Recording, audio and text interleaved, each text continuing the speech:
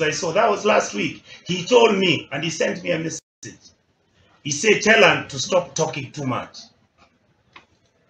What do you mean you tell her to stop talking too much? Some of us talk too much. You can't stop me. That's the job I have.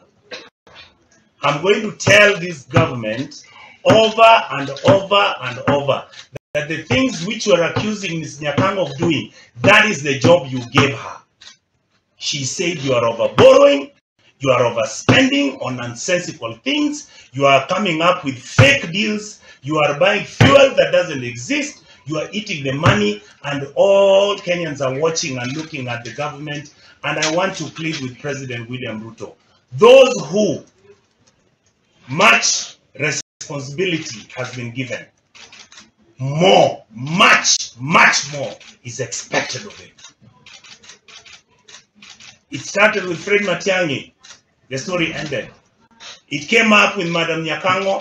There's another story that is coming up. We have other individuals who are working from the Kisii community who are qualified and professional enough, because they are called that these were Uhuru orphans. They must